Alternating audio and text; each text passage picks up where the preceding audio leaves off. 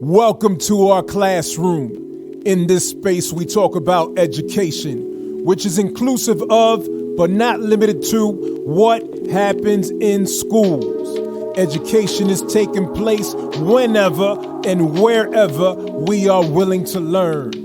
I am your host, Roberto Germán, and our classroom is officially in session. Lee & Low is the largest and most trusted multicultural children's book publisher in the U.S. A family-run, independent, and certified 100% minority-owned business enterprise, Lee & Low produces high-quality books about everyone for everyone, along with free educator resources to make meaningful use of each book in today's classroom.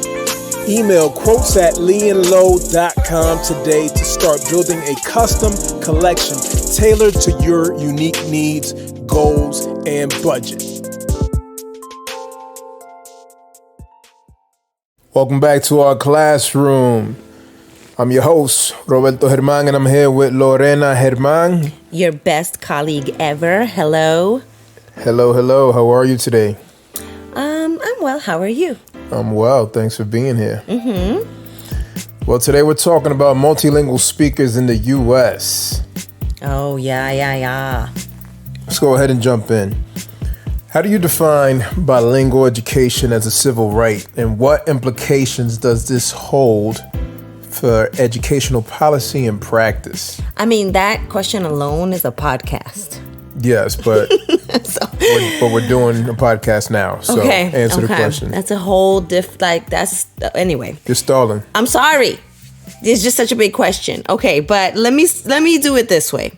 Historically, U.S. education and U.S. schools really have intentionally and proactively sought to silence other languages and make them secondary languages.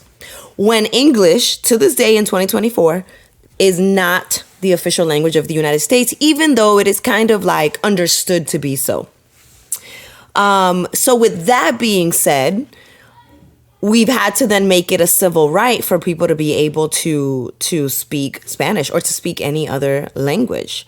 And so it's a civil right in that in schools, you legally should not be able to tell me not to speak my own language because we do not legally have a main language in the country. And so in that way... What if we did?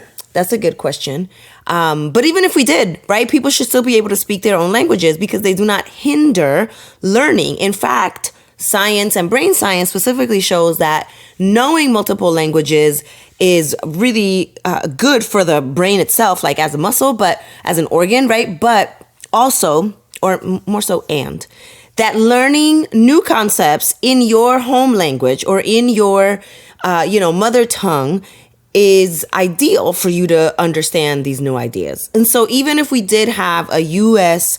main official legal language, if you will, right, for lack of more official terms, that doesn't mean that we then shut out all other languages officially.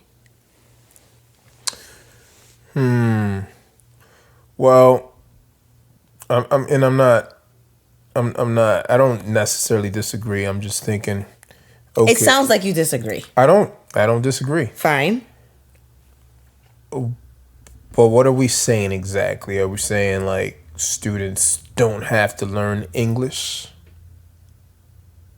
No. I'm not saying that.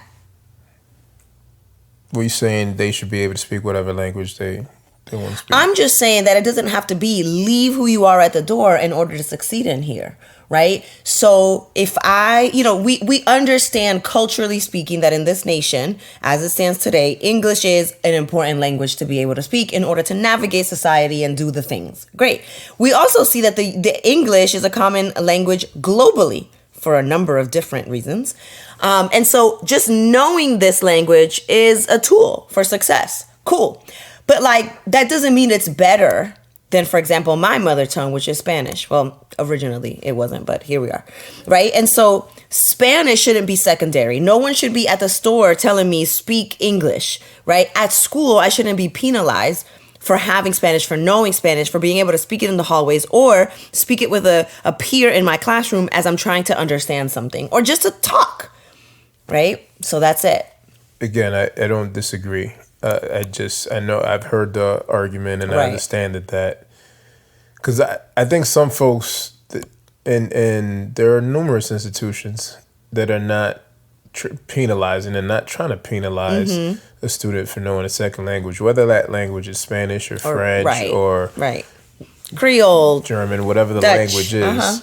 But that folks would be like, well, I understand that. And this student is here. And in this context in the United States, you do need to learn English. You need to be able to master the English language for the reason you just said, to help you to navigate all of this and find success here. And it does not have to be at the expense of your home language.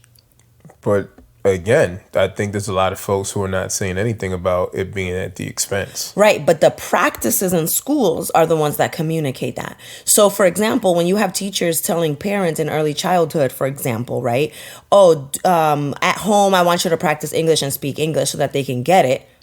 That is how young people, little children, start to forget their home languages.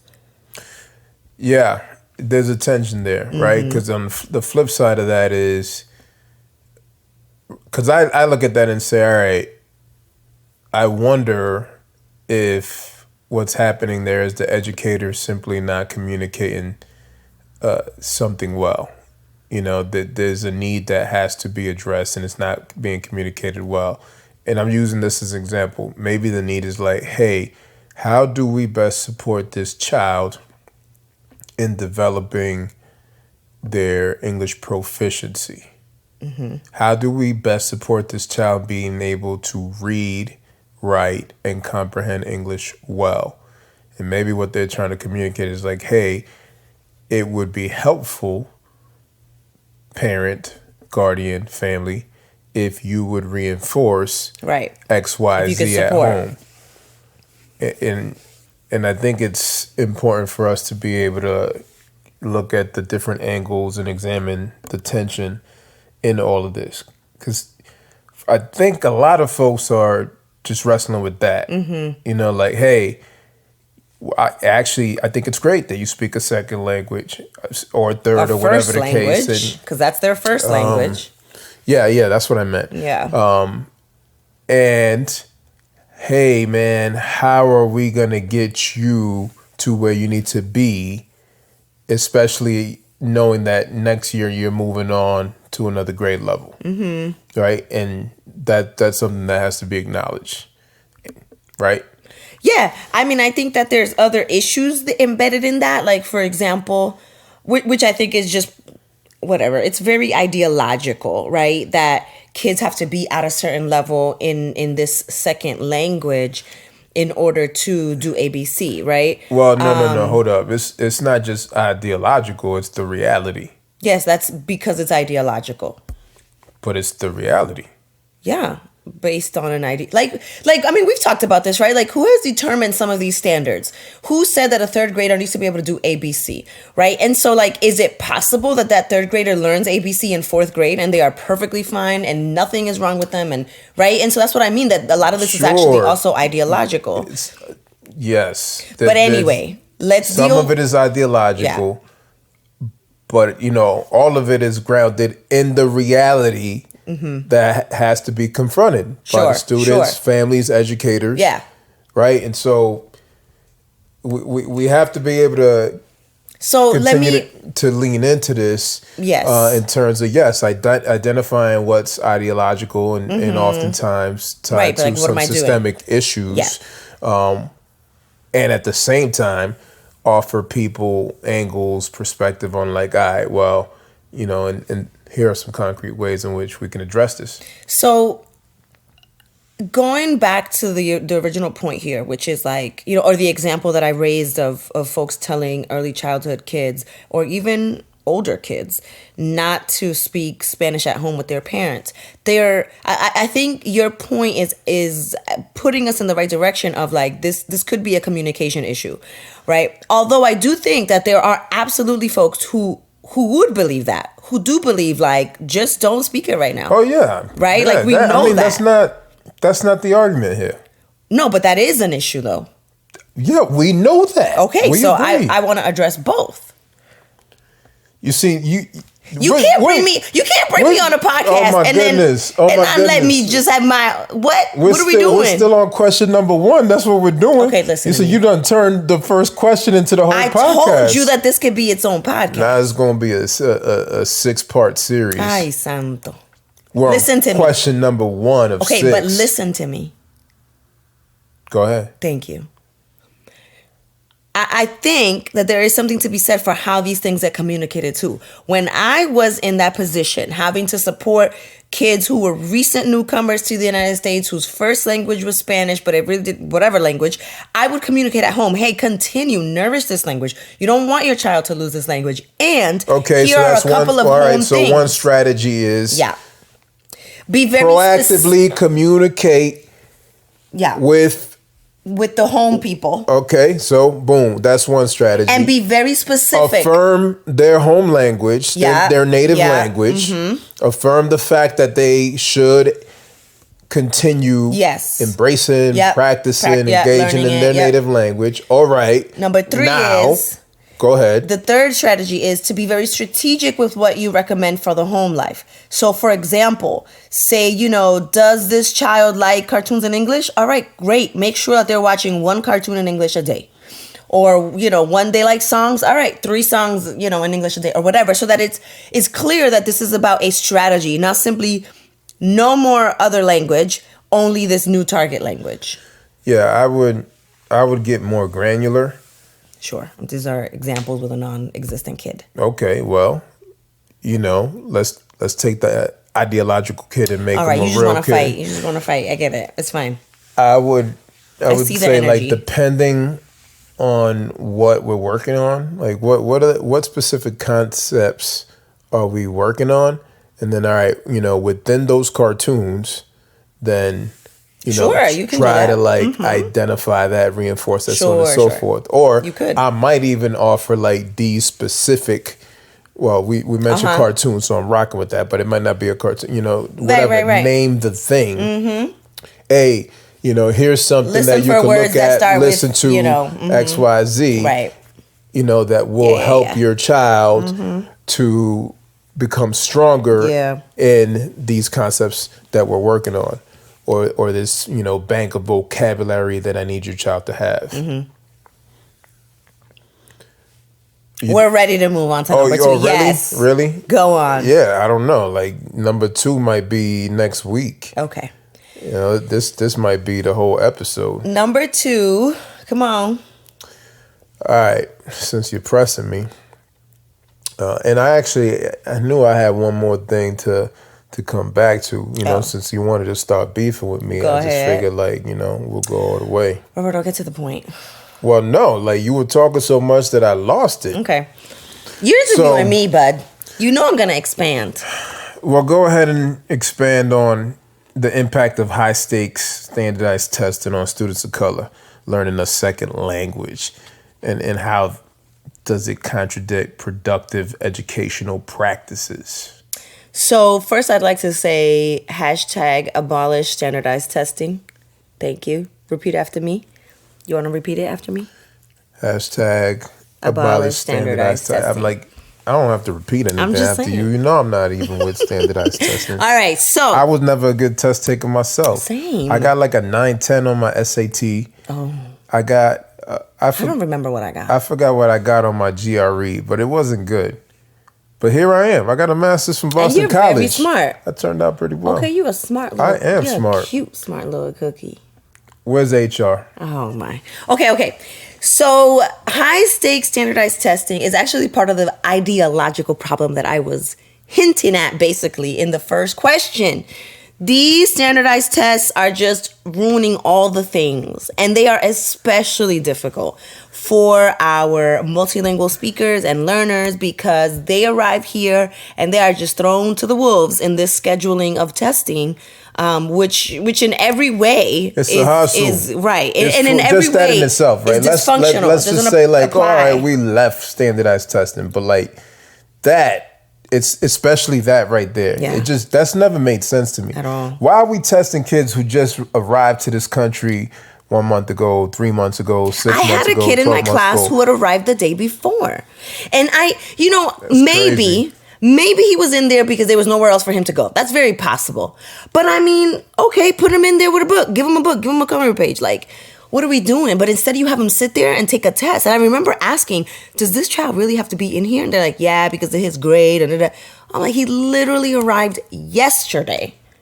And that to me is just like, I mean, borderline abuse, don't you think? Yeah, like that's several hours in there. What is this kid gonna get out of that other than feeling terrible that they have no idea what's going on? Yeah, it feels abusive. It feels meaningless.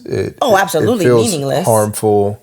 That's what I mean. It feels It's just it feels terrible. criminal. It's a hustle. It's a hustle, and it's never been about the kids. I know it was called No Child Left Behind, but no, you can't say it is absolutely about No Business Left Behind. Like putting students who are newcomers to this country and giving them a high stakes test in a language that they don't understand because they just got here. Right.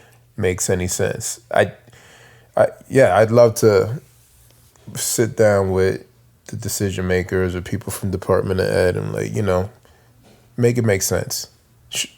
Please tell me, show me what I'm missing. Help me that will understand. actually you'll be hard pressed to achieve that. But standardized testing has only brought us problems after all these years. You know what I mean? You look back, it's been problems after problems after problems. So, anyways, let's build on the impact, the impact of one of the things I think about is how discouraging. For sure. How does it make? How do our students? How do our learners experience that, right? What do they get from that? What type of impact does it have on their educational experience, on their motivation? I could see it. I know. Well, I've seen it. As a school principal, I've witnessed how it takes over. It has killed the motivation of many students. Yeah. Especially when they're doing all right, kids who score well, there's incentives for the kids that do well, the classes that do well, or whatever the case, or, you're getting a party if you're scoring this range or this, that, or whatever. And I understand the notion of incentivizing that, people feeling the pressure, and so you do those types of things. How is that good? And how is that helpful for the kids who have no shot of performing well on that? Right. Because of the context of the situation. I'm not saying that with time and the right direction and them developing the skills that they can't ultimately perform well on the test. Which again, there's still a lot of issues with that, right? The notion of how we assess our children and the notion of high stakes testing.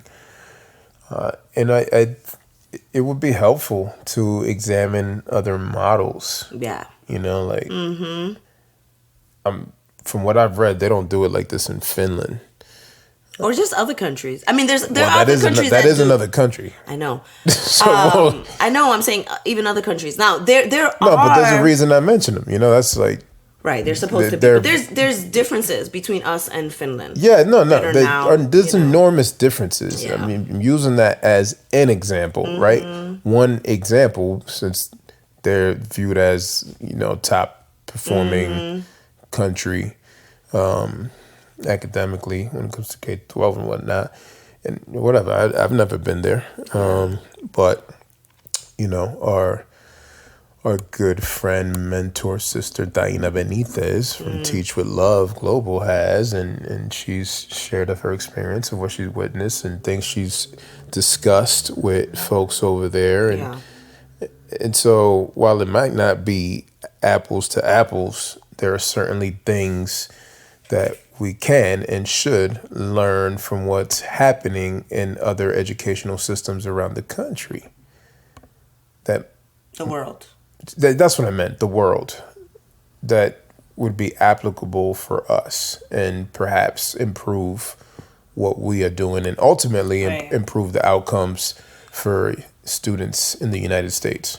So I think in terms of the impact of standardized testing, there are two specific things I want to maybe expand on. One is standardized testing has greatly impacted the quality of life. So not just student morale, attitude, and understanding of self, no, but like actual concrete quality of life. This is how. There are states where they need to pass this exam, like this is the case in Massachusetts, for example, in order to graduate. What is a kid supposed to do in the 2024 economy without a high school diploma because they didn't pass? This is going to impact quality of life, has already impacted quality of life. So there's that factor that we can't ignore. And then I've been thinking about this a lot lately, and I've even mentioned it in a couple places, but I still need to think some more about it. But there is something to be said around how in this country, in our society, we equate good person with good student. So we have to think about how it is that a kid who is seen as a good student is also seen as a good kid. When a child or a student is doing well, caretakers or parents are often like, oh yeah, such a good kid, always does his homework. Such a good kid, straight A's at school. If something bad happens to a kid, oh, such a good kid, teacher always said he was such a good kid. We correlate goodness as a human with academic success. And so what does it mean that all of a sudden these standardized tests are being used to label my whole school, me as a part of this, right, as either underperforming or, whatever the other needs improvement, right? Like all these different labels that are getting attached to these kids and their schools. Funding is a tied to this also. And so worthiness is tied to this. So we're really going deeper than simply saying, hey, this child needs some support in this area academically. These standardized tests are doing bigger, deeper work than just that. Yeah, there's definitely ripple effects with all of this. And I think there needs to be more conversations about how we can assess students and, the going to the labels. I don't like the labels, but I think one perspective that surfaces for me is there would probably be labels even if you remove the standardized testing, right? Oh, yeah. Because we got to be able to call a spade a spade. Mm-hmm. Like if students or, I'll make it larger, a school is not performing well, right? And I've been in all types of schools, high performance schools, low performance schools. Yeah. But we have to be able to call a spade a spade. If a school has a high percentage of students that are not doing well, then we should be able to acknowledge that. For sure. And get to the root of why that is, and then address that, right? Come up with a plan to support, address those needs and move everybody forward. I just see that as a separate issue because standardized testing isn't telling us any of that. We already knew that. Because those issues that impact those schools I don't see it as a separate issue because I'm not saying that standardized testing would tell us. What I'm saying is we still have to be able to assess. Yeah, of course. So even if the assessment's different but the outcomes are the same, then what? That's a whole different issue. Then what? So not naming that or not having these labels that's not going to change the reality. Yeah, but it's still going to be the reality of the situation. Yeah, here's where I disagree. If an assessment is supposed to show me what you know and what you don't know, then a student is not going to necessarily fail that because everybody knows something. And so assessments, I think we have to rethink what assessments are again, this is why I go back to this is also very ideological, right? Like if we were to implement something like a portfolio style of assessment in schools, or that just some more choice and flexibility, pun intended, in how these assessments are done and designed in schools and administered, I think we would get to see actual better data, more holistic data. Yeah, that's representative of truth. Yeah, but there's no disagreement there. But again, what I'm saying is like, and if you did that, and fine with the whole, if we're looking at assessment as tell me what you don't know, right? I agree with that. Mm-hmm. And I'll reiterate what I state. If I'm doing things differently and I'm still seeing like, oh, you don't know all these things that you're supposed to know. Don't know how to read. You haven't mastered these skills. Mm-hmm. Like that's still the reality that we have to confront. Right, but I'm hopeful that is not then tied to the school's funding, a teacher's evaluation of her job for a year who might get fired, right? The student not being able maybe they wouldn't graduate high school if they don't have certain skills. But that it's not like the end of the road and now that's it. We're done. Not necessarily at the end of the road, but what if that teacher, what if there was the same outcome with the group the teacher had the year before, and the year before, and the year before, and the year before? You got 5 years in a row. For sure. Where your students are not demonstrating any growth. Sure. Like, that's not a data point you can ignore. We agree here. I don't think that standardized testing is giving us that data. I'm saying like, again, I'm not saying based on standardized testing. We're just talking about assessment, right? Okay. Yeah, no, we already addressed that. We moved on. Well, we're elaborating on the second question. Okay. You know, and you're stuck on the standardized testing. I pivoted once you started talking about like, well, if we, looked at assessing in a different way. Nah, I pivoted. No. Don't be you over here giving me signs and stuff, but nah. What I'm saying is we can't just, push against standardized assessment, which again, I don't even like and I'm not with.